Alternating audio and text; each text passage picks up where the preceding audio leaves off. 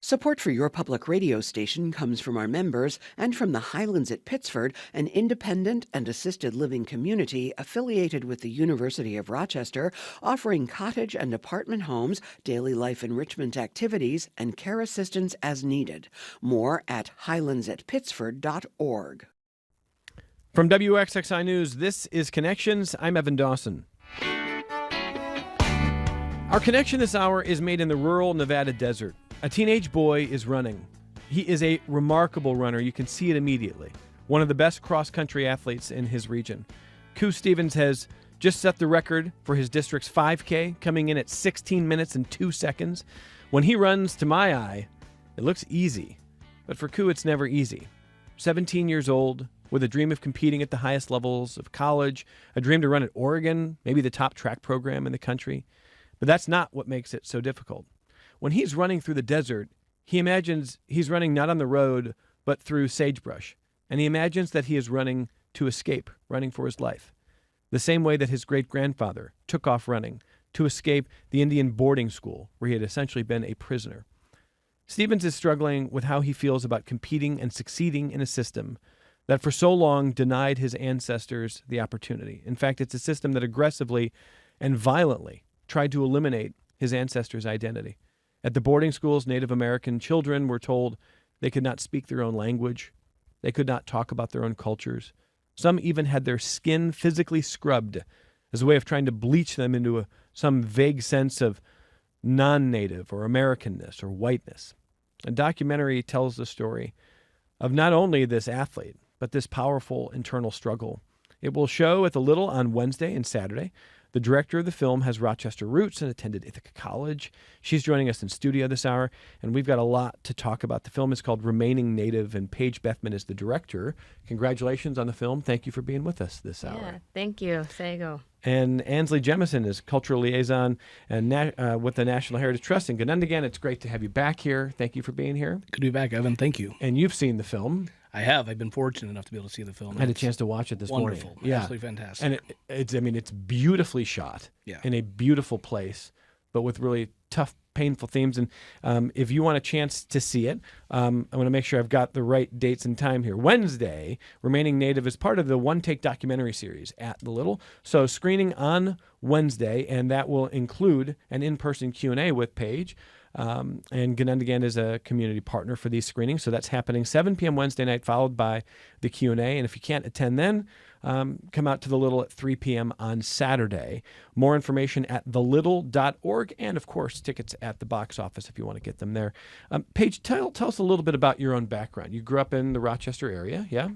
Yes, I grew up in Henrietta. I went to Rush Henrietta High School. My family is a part of the Haudenosaunee community here, and so it's very feels like a good feeling to be able to partner with Ganundigan, where I used to work actually as a cultural interpreter back in the day. And it's my whole family is from here. So. And went to Ithaca College? Yep, went to Ithaca College, studied film. Moved to New York City afterwards and worked there for about 7 years in film and media. Worked at Vox Media for a long time. Mm-hmm. I've produced documentaries for ESPN Films and PBS. So, yeah, this is my first independent feature-length film. How does this story get on your radar? So, a friend of mine, Michael Gelbin, who is the site director now at Ganundigan, he's from Nevada, and he's Paiute. And in 2021, when the news was coming out of the 215 unmarked graves of Indigenous children in Kamloops, Canada, there were a lot of community reactions. People like my own family, where my great-grandmother went to a boarding school up in Ogdensburg, New York, and then people who had no idea about this history. And so seeing the breadth of response and lack of response, there was an article that was written that Michael had sent me, and it was about this 17-year-old kid who was going to retrace the 50-mile escape of his great-grandfather. So his great-grandfather at 8 years old ran 3 times through the desert to get back home, and visually I could just see that in my head. But I think emotionally I was so moved by the idea that this teenager, 17, so self-aware, was doing something to honor his great-grandfather. And I thought to myself, what do I do to honor my family with what skill set I have? And so I reached out to his mom on Facebook, and I didn't want to DM Koo and be this random lady DMing a 17-year-old kid. But I told her my family story, and my grandmother, who was very well known in the Rochester area, Barbara Bethman, she's a traditional Mohawk storyteller. She was always adamant that we embraced our cultural heritage, our identity, and know where we come from. And so I shared that with his family, and they invited us to come out to the run. So it was myself, my now husband, my cinematographer, who I convinced to come with me to the Remembrance Run, and we filmed that over the weekend and really spent time with Koo's family. And then ultimately, in 2022, I decided to move to Reno full time. I moved from New York City, and I was living in Reno for the last 3.5 years to make the film. And so the film is remaining Native, and I think it's interesting that you reach out on Facebook to his mother, got a good response. They gave you a ton of access. I mean, really, the film is beautiful, and you get a sense for right away for not only Koo's talent, but his anguish and some of what he is really wrestling with. A really thoughtful, I mean, now, a few years later, he's an adult, but a thoughtful, not yet fully formed adult, a really remarkably thoughtful person, isn't he? Oh, absolutely. He's so far beyond his years. At the same time, though, he is just a teenager. Yeah. He plays Fortnite. He talks about his girl problems. A lot of the reasons why I moved to Nevada was because I needed to spend that time with his family and his community, but also to understand the land that they are from. It's not, a lot of our stories are from the land, and for me to be able to do the film justice in the way that I wanted to, I needed to pay that respect and understand where those stories are coming from. But yeah, Koo is, he's so smart, talented. He looks like a gazelle when he runs. Yeah. It's hard to show how much effort he puts in as a runner because it's hard to look like he's tired. But yeah, his family is just so supportive and lovely, and we've really become family over the last 4 years. So let me ask both of you a similar question that came up last hour.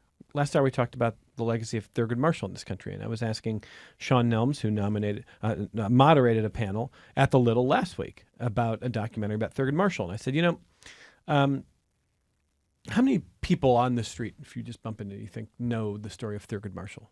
First black Supreme Court justice, they might say, sure. Maybe they knew that he was a lawyer on Brown v. Board of Education, maybe. Probably don't know his really prolific legal career and a remarkable story beyond that. And I bring it up because as the decades go by, so many people are still connected to so many painful and difficult things, but the broader society might not be as educated. And so people might not know, the story of Native boarding schools and that history, especially if they're not part of a Native community. It depends on what their education. And I mean, Ansley, you and people from Ganondagan, Michael Galbin, Peter, over the years, we've talked about what's taught in schools and what's not. So right now, if you bump into 10 people on the street and you ask them about Native boarding schools, how many have good knowledge of what happened, do you think? Slim to none, I would say. Like maybe zero? Maybe zero. Maybe one? Yeah, absolutely. I mean, they'd probably even be surprised that a Native person was even asking them the question. Most people have no idea or understanding that there's still Native people that are here. They think that we all moved out to Oklahoma and we were marched off in the Trail of Tears, and that was kind of the end of us. And folks just aren't really aware of the fact that there still is a Native Indigenous presence that's here, in the Rochester area. Probably 50% of the Native population of, what's out there today actually lives off territory and is not on reservations and things. So it's a really difficult type of thing to talk about here when, Paige and I, we just did a podcast, with my show, and we talked about it in that, oftentimes when telling Native stories, you have to kind of give this whole history and this sort of context in order to even kind of, prime the conversation to even get to any place where there's some sort of understanding or some level of understanding for people. Where's your podcast? The Original People's Podcast. Thank you. Absolutely. Paige, same kind of question. I mean, you agree with Ansley that maybe it's zero, maybe it's one who might know if you bump into 10 people on the street about Native boarding schools? Yeah, absolutely. It's not a part of our education system. And I think the visibility that we have as Native people is very limited.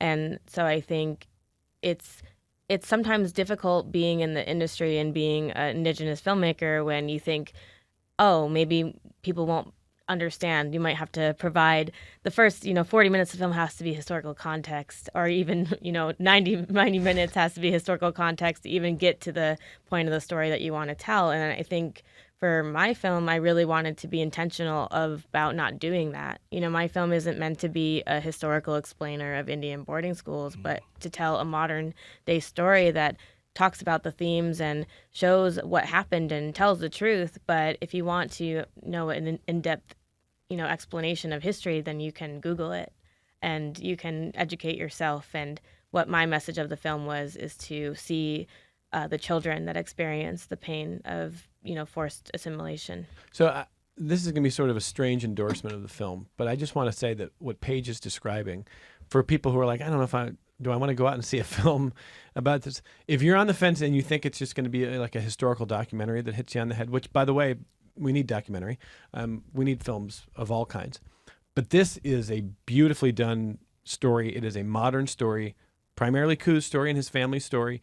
And it is not that. So you're still going to learn a lot, and you're going to learn a lot through the eyes of, then 17-year-old trying to grapple with it, and family and his parents. But it's just so well done. So you can't help but learn through the film. But you don't walk away. You walk away thinking like that was a beautiful film. I mean, that was a powerful story.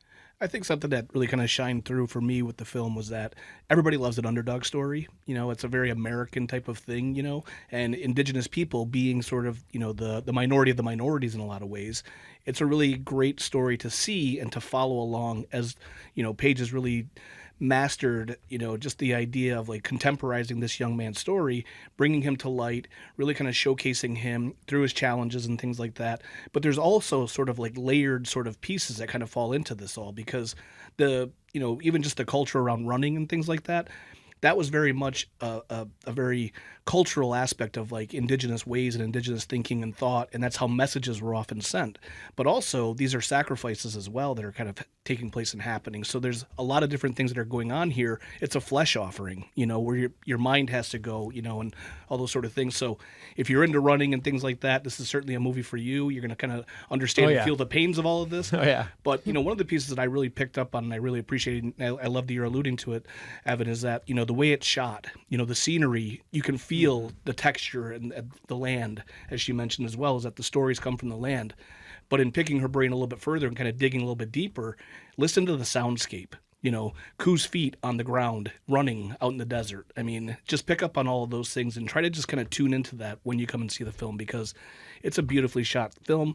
It takes you in. It's immersive. It's fun. There are some difficult moments, challenging moments, but it's not something that's going to kind of like, it's not a Debbie Downer by any means. No, not at all. I mean, I could not think of a better way to describe it than Ansley just did. I love the natural sound in it. I love the crunch of the feet and the stones and the brush. I mean, like it's really beautifully done. So let me ask you, both of you though, then I think it's interesting that what you are describing is this kind of this ignorance in the general population about a lot of these kinds of stories and these kinds of realities of history.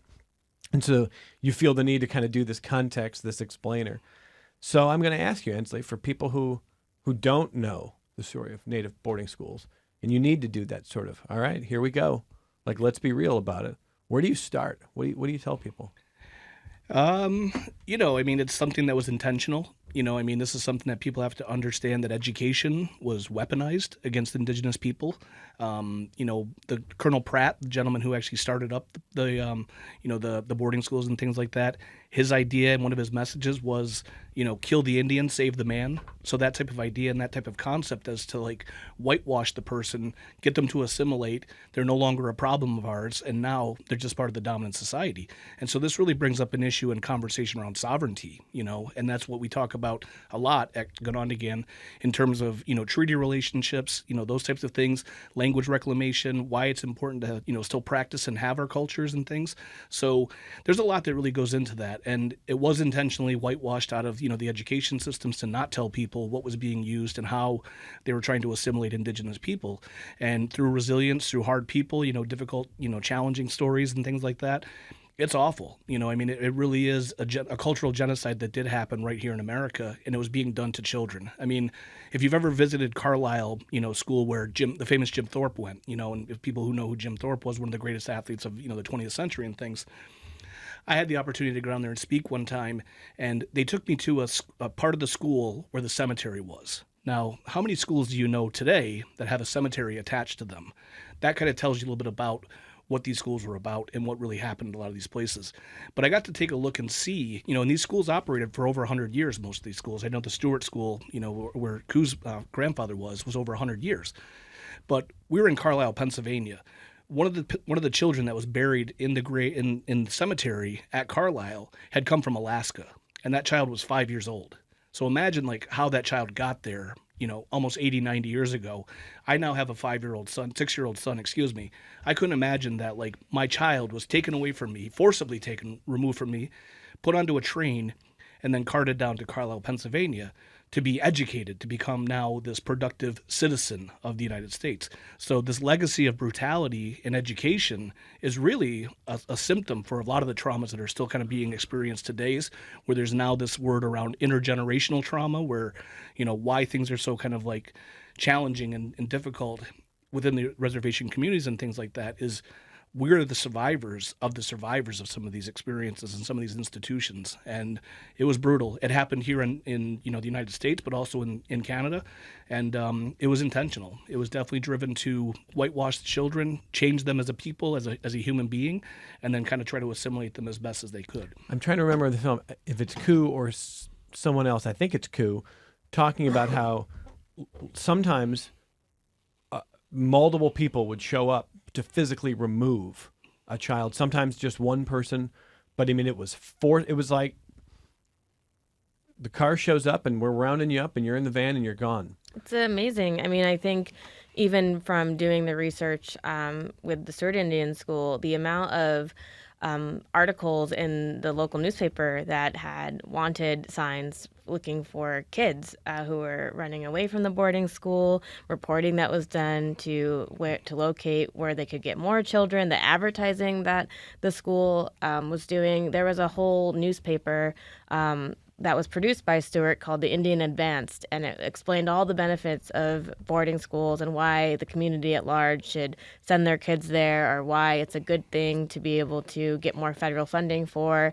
It's all out there, so it's really sometimes it's shocking to me when people don't know about this history, and there's a lack of knowledge or a lack of resources to find out information. But it was so publicized back then as a good thing, as propaganda. And I think in the film, we use a lot of the photos that were taken at the school, and we are trying to, find children's agency in those photos again.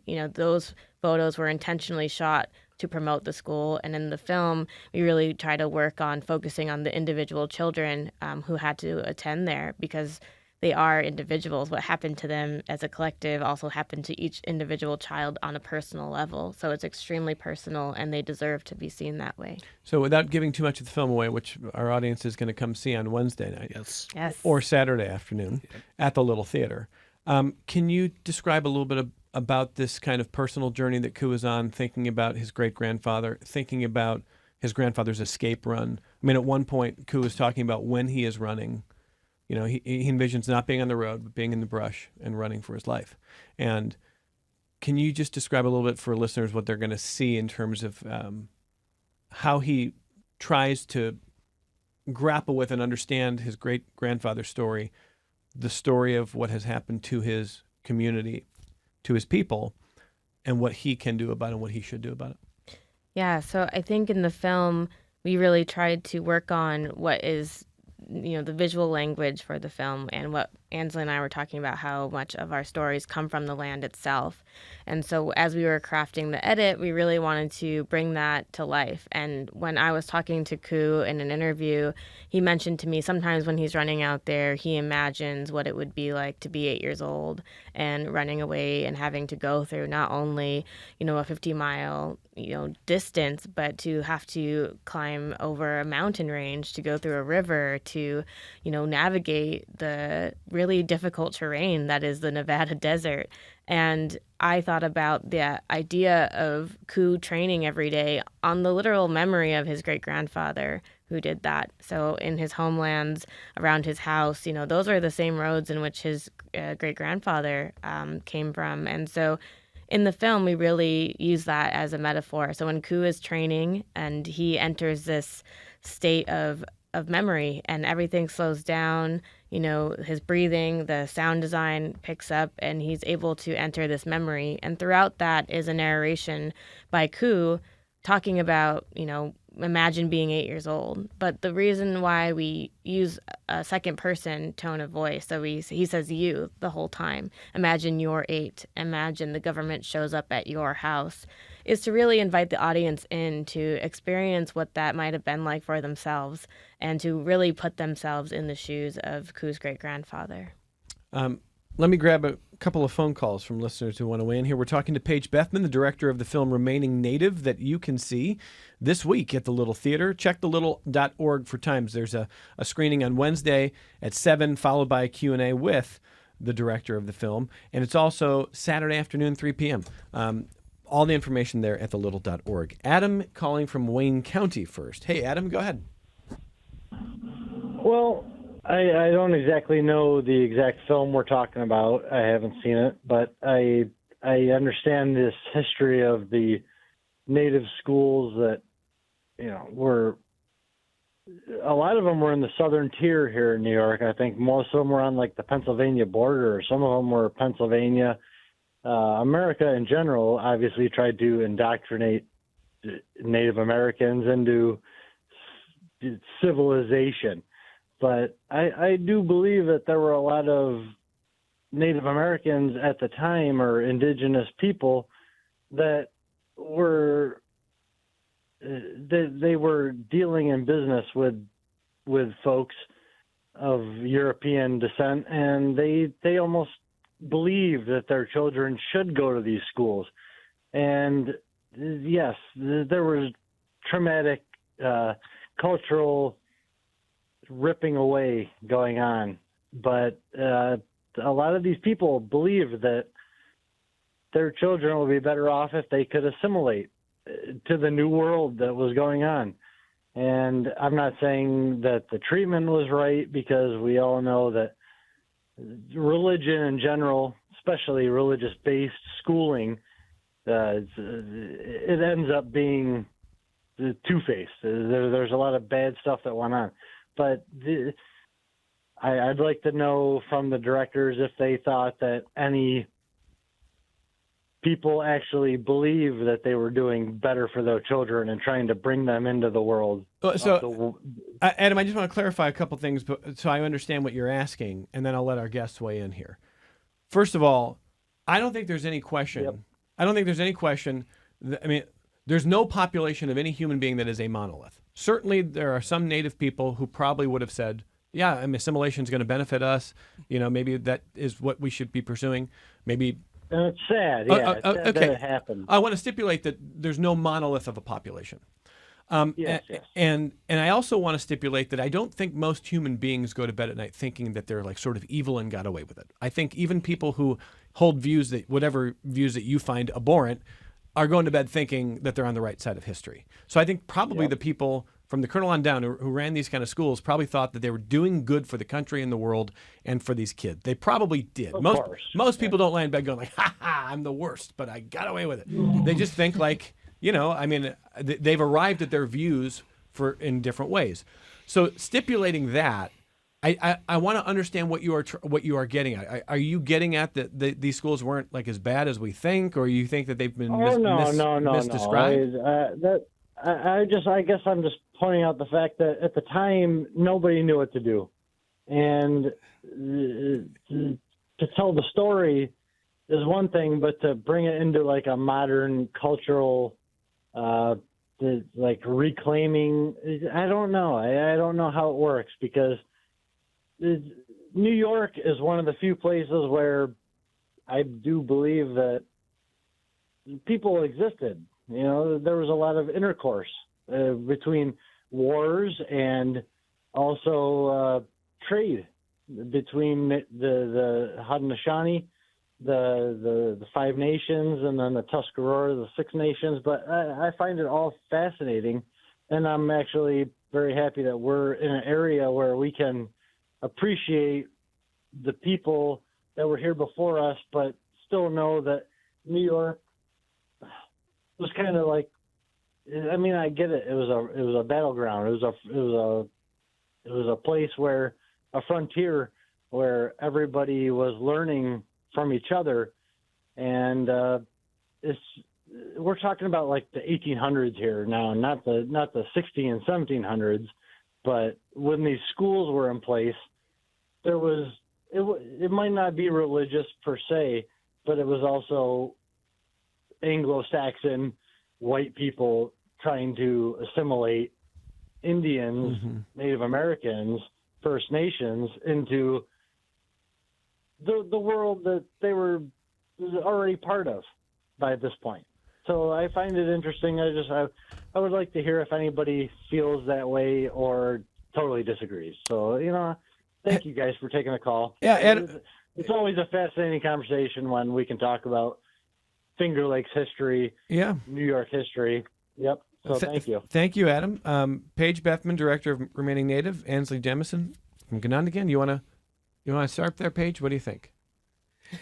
She turned into Ansley. Go ahead. Go ahead, Ansley. Sure. We talked a lot about this actually the other day. So. Yeah. Okay. And it's challenging. I mean, because there were varying experiences. There's a spectrum of experiences that people did have at the boarding school. So I mean, I do want to kind of preface this answer with that.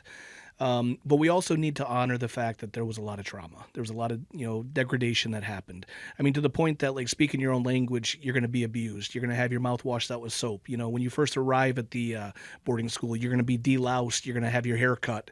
You're going to have your clothing and everything like that stripped away.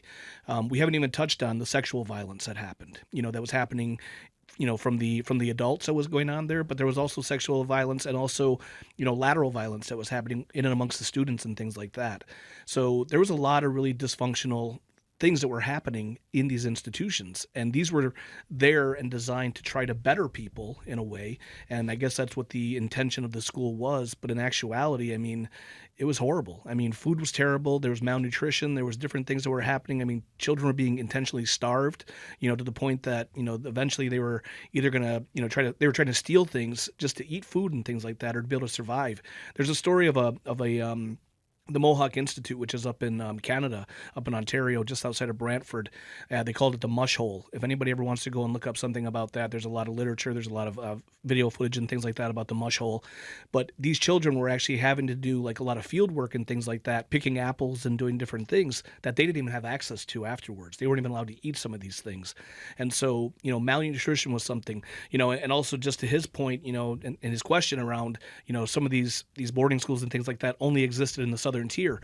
These were proliferated throughout the entire country, and then also into Canada, and so each of them have their own horrific sort of, backgrounds, histories, and stories around how these things all happened.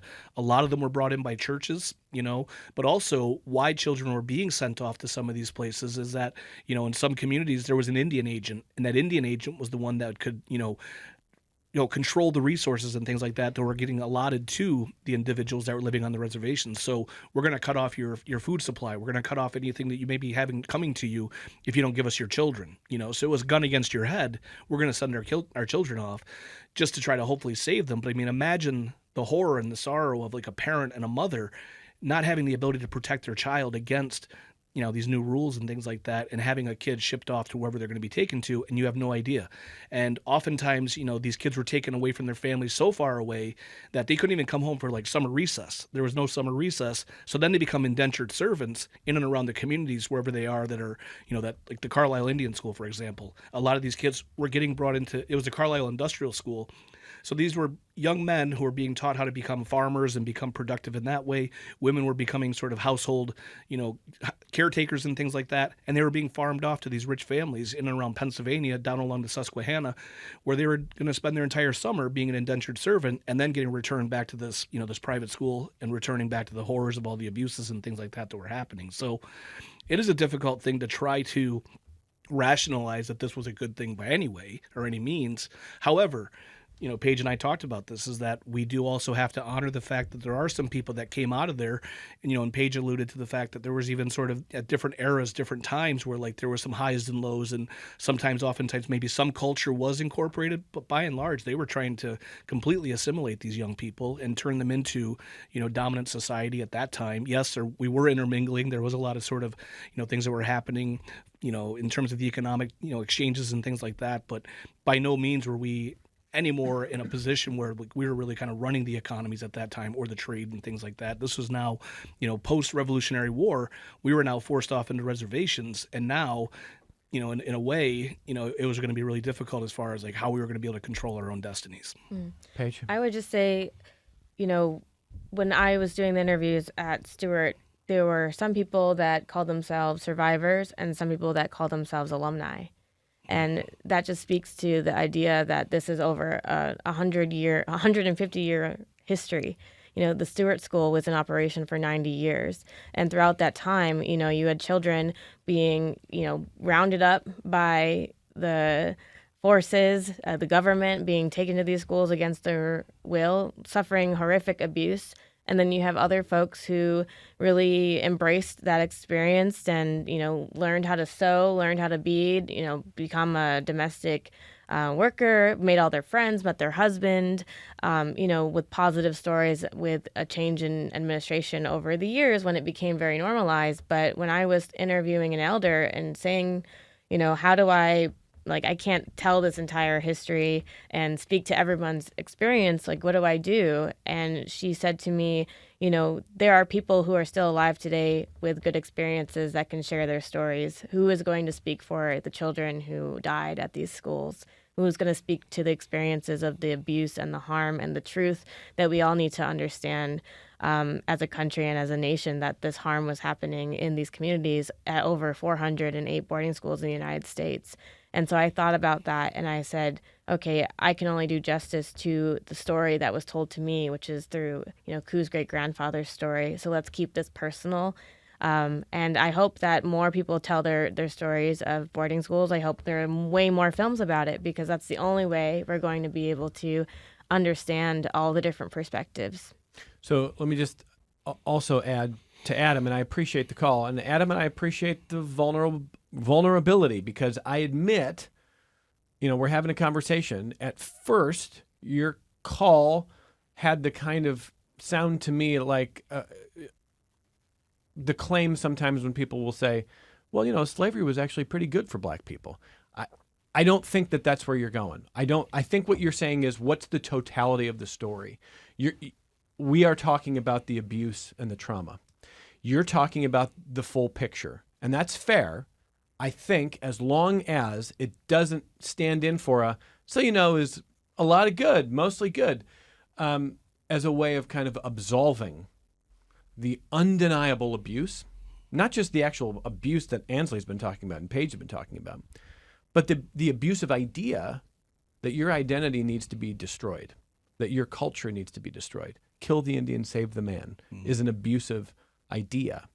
And it doesn't get absolved, in my view, because there are people who came through these schools and were not feeling abused and felt like the assimilation was a good idea or fine. So it's complicated. I acknowledge that journalistically, and I appreciate your larger point, as long as we're not absolving because of some of that, if that makes sense. So if you want to learn more, and not just learn more, this film is not a learning film. I got to be careful with that. If you want to see a great film, Remaining Native is shown on Wednesday night at the Little, and on Saturday afternoon, 7 p.m. Wednesday, 3 o'clock on Saturday afternoon. Great chance for you to see just a film that you will enjoy, period, whether or not you learn anything. But I think and undeniably what you will learn is that there has been a legacy of pain and trauma and suffering that even generations now are going like, what do we do with this? What's my part of this? Like, what's my place in this? And what can I do? So I appreciate the call, Adam, and thank you for that. And let's take our only break, and we're going to come back. I'll take another phone call. Bob, I'll take your call on the other side of this break. We've got some more questions, comments that have come in on YouTube for those watching on the WXXN News YouTube. Thank you for that. Paige Bethman, Director of Remaining Native, is here. Ansley Jemison, Cultural Liaison with Ganondagan, is here, and we'll come right back on Connections.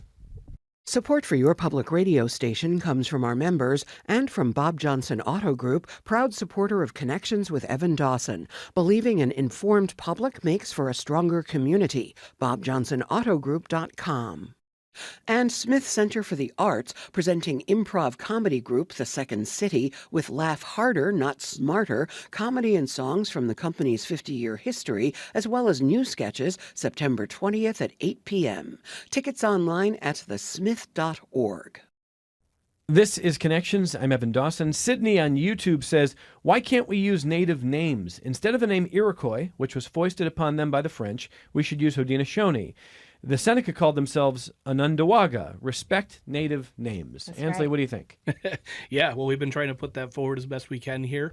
For, I guess, the dominant culture, I guess at times it's easy for them to first kind of understand that, but we also do want to layer it and get them to understand that we are still a people. We are still here. We do have our native languages, despite of what these boarding schools have done to us. So, thank you for the message, and absolutely, you are in the territory of the Onondaga people when you're here in Rochester. And we're not going to do a land acknowledgement or anything like that. We'll welcome you in and remind you that you are a guest here. So please act accordingly. Okay. And how do you feel? Yeah, absolutely. I think there's a lot of movement going on right now with land back, with renaming territories, with, I wouldn't even say renaming. It's kind of like going back to the original names that existed. I think, being able to support and follow movements led by Indigenous people, led by Haudenosaunee people, to, undo some of the harm that's done in this area is really important. And the first is by acknowledging the truth. And a lot of that comes in with our names. Does the word Iroquois annoy you? It's not the worst thing. I mean, I've been called worse, I think, Oh, boy. Well, that's not what I was asking, but let's not go there. But you prefer... Sure, Haudenosaunee would be great, or Onondaga. And, and obviously we're going to have some grace, we're going to have some understanding and things like that, because we want to educate. We also want people to understand who we are, that we are a generous people, and that there was, originally a great relationship that was, that did occur early on with our, now treaty partners and things like that. But, one thing I wanted to kind of touch on here, and I think it's important that we make sure we highlight, is that this is an Indigenous film done through an Indigenous lens, through an Indigenous voice, through an Indigenous woman, and an Indigenous woman who's leading the charge here, and kind of bring this back, full circle in a way. As us as a matrilineal society, we have women that are leaders. Women are the ones, the voices and things like that. So Paige's film also kind of encapsulates a lot of that, but it kind of takes you through this ride that's not through like a typical filmmaker. It's through the lens of an Indigenous woman and her putting herself in a place where she's now going to capture and understand really what's important about this story and what needs to be shared, what needs to be told. And so if you allow yourself that opportunity to kind of immerse yourself in there, the soundscapes, the feeling, the texture, the voices, the stories, take all of that in. And also you're being led into a very kind of interesting place, because now you're seeing it through the eyes as to how an Indigenous woman views and takes on the world and sees the world. So let's grab another phone call here. This is Bob in Rochester who's been waiting. Hi, Bob. Go ahead. Hey, how you doing, Evan? Good. Paige, and I'm sorry I can't get the whole roll call in because I can't remember anything anymore. But the thing is, hi everyone in the studio. Thanks for taking my call. Sure. I'm from Rochester, and I was fortunate enough to go to school in Indiana and live in an Indian normal school that was converted from an Indian normal school that had ceased to exist, and it turned into being a college dorm. High ceilings, beautiful building. And eventually, we had a lot of fun in that building. And the water wars and stuff, it was really a classic, beautiful building. Mary Drexel built it, who I think now has been sainted by the Catholic Church. Her father had deep pockets, big banker in Chicago.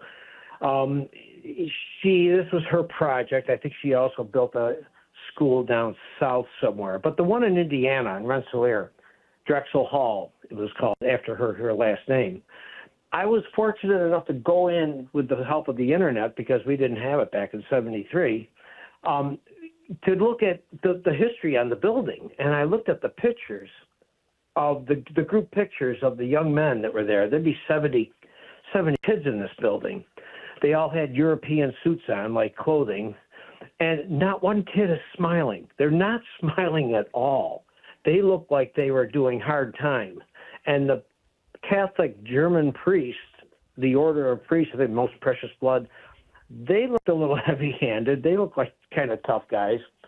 And it was stated in the description of the dorm that a lot of times coats and shoes had to be collected at night because kids were running away. And to the untrained eye, that says it all to me. These kids were not happy in that building. There wasn't one student in that group picture. There was 2 or 3 group pictures, but there's usually in a group of 70 kids, someone's going to be mugging for the camera and having fun. Not one kid smiling. And I'm just saying, if those walls could have spoke, I mean, I felt privileged to be looking back that I lived in that building because it was a majestic building, and it's still being used today. It's on the, for sure, it's on the Indiana National Historic Society preservation. It might even be national by now. But yeah, I'm just sharing that. I'm just spitballing this thing here that I lived in one, and I was always feeling fortunate that I was able to live there and experience it and to give it thought, because it didn't look like a happy place when the kids were living there. Well, I appreciate the phone call, Bob. Thank you. And it probably lines up with some of what Paige has been describing, your experience in understanding these kind of stories. What would you say to Bob? Yeah, I think there are no, those pictures say everything you need to see. To see the archival material that has come from the boarding school era, it's heartbreaking.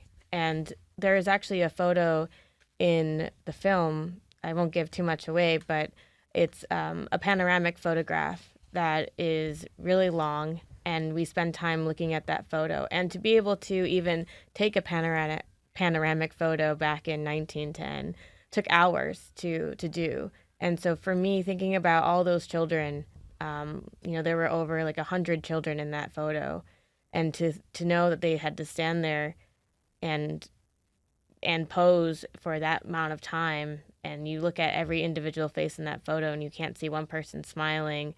It haunts you.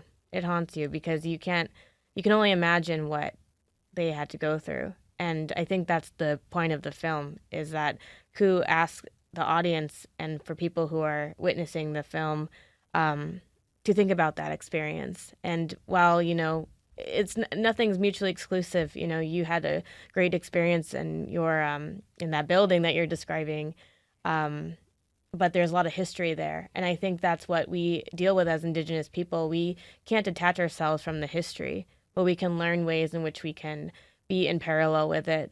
And we can come together as a community, and we can practice our languages. We can be on our home territories. We can go to dances. We can do things that we've done as traditional people, and know that that is healing for us, and we can move forward.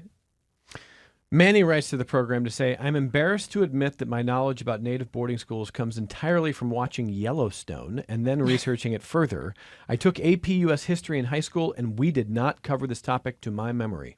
That's from Manny. I have not seen Yellowstone, by the way. I mean, Yellowstone, that's Taylor Sheridan, we don't have to talk about that. But, the depiction of what happens in Yellowstone with Tiana Rainwater, it is quite accurate to the experiences that have happened. The brutality, the violence, the horror of someone escaping a boarding school. Those are stories that we've heard from many of our community members, and what I heard in the process of making this film. Have you seen Yellowstone?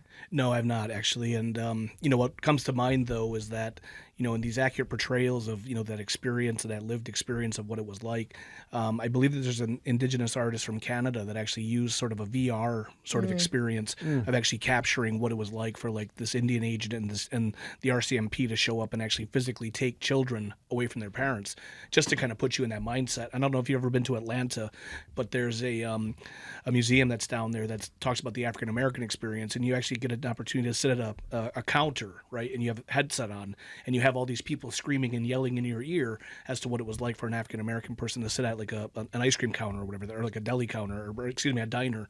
And it's a similar sort of view and vibe and things like that, is to like get yourself into these mindsets and these places to see and to think about, like, really think about what it is like. I mean, if you have young children in your family, what it would be like is all of a sudden that kid's just gone, and you have no agency over how to get that child back, and now they're within the system, and they're now, who knows what's happening to them wherever they're at. And that's just such a really difficult place to put yourself and to think about, and how challenging it is. I mean, and with the idea that like there are people today that are still doing the work to reteach the language, put through ceremonies and things like that. This is all, acts of resilience in order to do this. I mean, 1978, it was illegal to practice any kind of religious, ceremonial practices and things like that. So when I was named in 1976, my given my Indian name, I was actually breaking the law then, so 1978 is finally when these things start to get released and you're able to do some of these practices and things like that again. And it's just amazing that how recent this is. And, to your point earlier about the other caller's, question, why don't they just get over it? It wasn't so terrible and things like that. It's like, no, this is very recent still. This is still occurring and happening today. And a lot of this stuff really goes over resources. It's over lands and things like that. And that's a lot of what people have to understand is that, when Paige had mentioned the land back movement, there are still these treaties that have been, blatantly violated that people haven't really acknowledged and thought about. The ink hadn't already dried on the thing, and they were already trying to figure out ways to encroach on the lands and take back what it was. I mean, per the Canandaigua Treaty, there's a commemoration every year, November 11th, at Canandaigua, that all of Western New York from Canandaigua, out to Presque Isle, out towards Erie, that's all, Seneca territory originally. So imagine that both Rochester and Buffalo are still ours. That's still our territory. And again, as I mentioned before, you're all guests here. So. Ansley loves to remind us that we are guests there. But I appreciate and no, actually, you mentioned land acknowledgments. Yeah.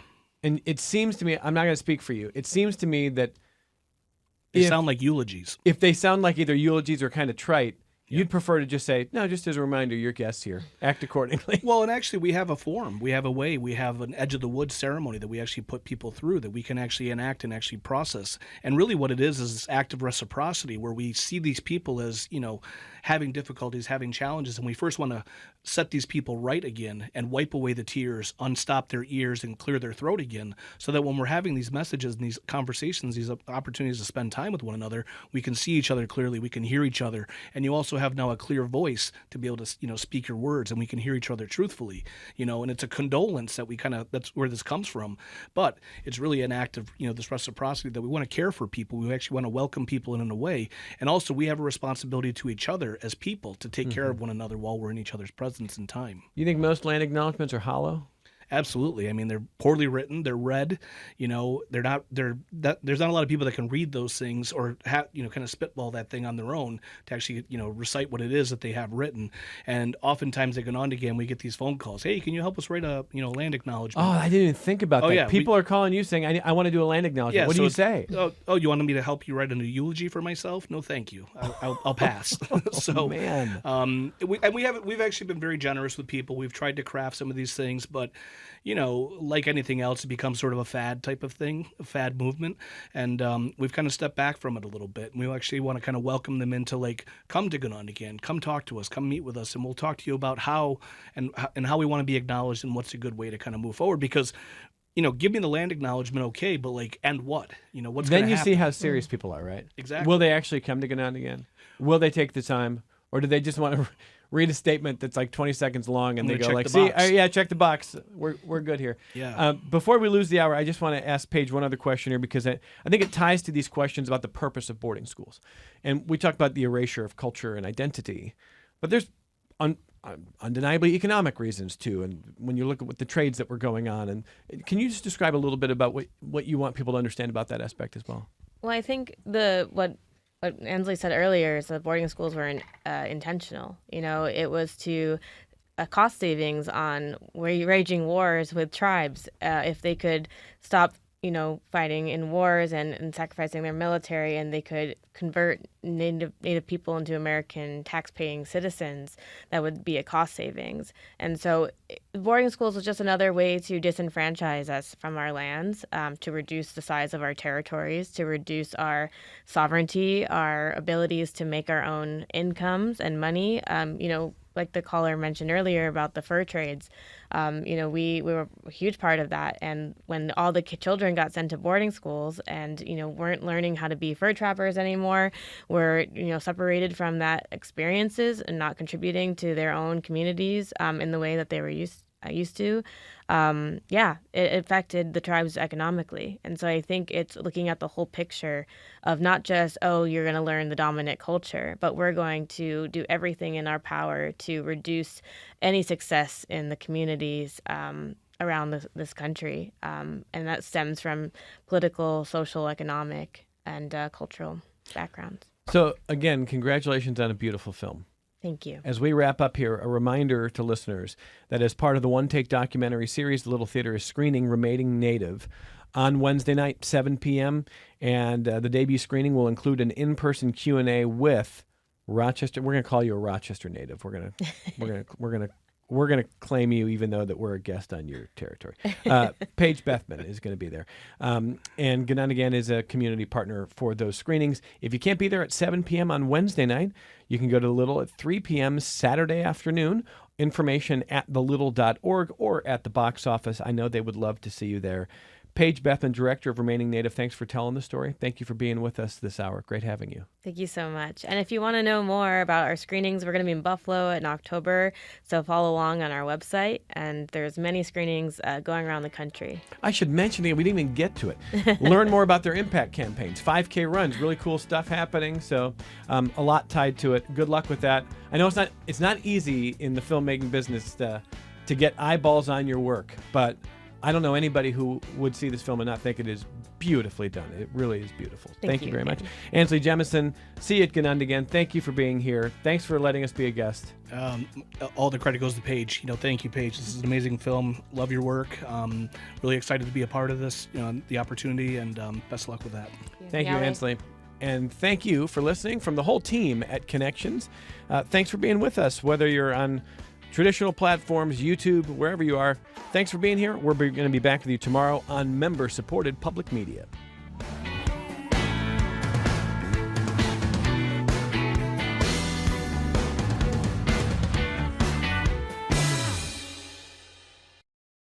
This program is a production of WXXI Public Radio. The views expressed do not necessarily represent those of this station, its staff, management, or underwriters. The broadcast is meant for the private use of our audience. Any rebroadcast or use in another medium without expressed written consent of WXXI is strictly prohibited. Connections with Evan Dawson is available as a podcast. Just click on the Connections link at WXXInews.org.